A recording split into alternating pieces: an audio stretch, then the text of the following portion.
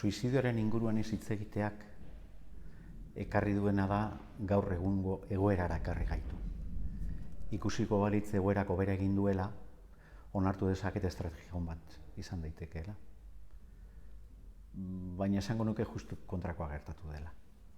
Ezer ez egitearekin segia da oso gauza gutxi batzuk egin izan direla gai honen inguruan. Datuak ez dute hobera egin.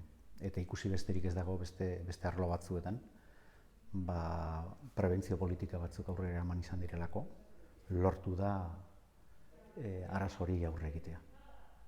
Espero dezagun suizidioaren inguruan ere hitz egiten hasi eta beharrezkoak diren neurriak hartu ondoren, gaur egun dauzkagun heriotz kopuru hori murriztea.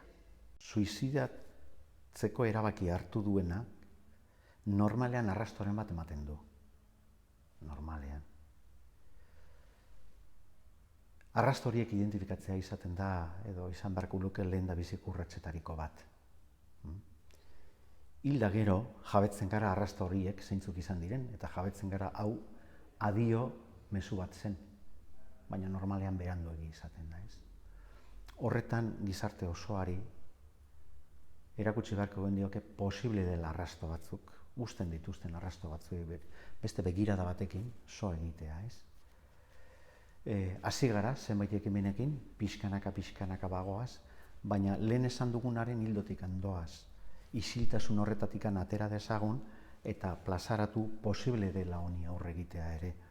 Nola, besteak beste, arrasto horiek behar den bestela identifikatzen eta horren ondoren beharrezkoak diren neurriak hartuz. Laguntza oso gutxik, espresuki laguntza oso gutxik eskatzen dute, ez dakitelako nola eskatu. Hor daude bi arazo.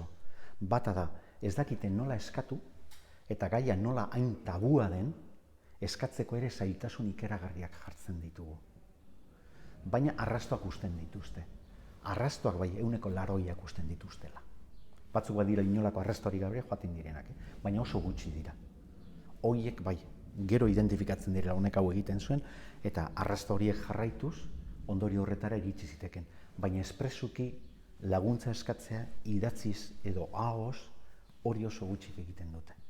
Eta hor da, erronka moduan, gizarte aurreratu moduan, horri ere leku utzi behar dugu esateko gaizki baldin zaude mesadez, inguruan dagoen edonori laguntza eskatu, aukeraren bat egon daitekelako. Ze suizidioa ez da aukera, itzulbiderik gabeko bide badelako. Laguntza eskatu. Ze maiz suizidioarekin gertatzen dena da, eurek usten dute arazoa bihurtu direla eurek, eta horren testigantza badugu idatziz mezuak utzi dituztenen patroia oso komuna da. Eta da, ondorioa da, ni arazo bihurtu naiz. Ni arazo bihurtu naiz niretzako, baina batez ere ingurukoentzat. Eta arazo horri irtenbide emateko soluzioa da ni joatea. Era horretan, zuek ere, lasaitu egingo zaretelako eta ez dira jabetzen ondoren datorrena askoz gogorragoa dela. Orduan, mezua da, mesedez laguntza eskatu. Eta norbaitek laguntza eskatzen duenean, laguntza eman mesedez.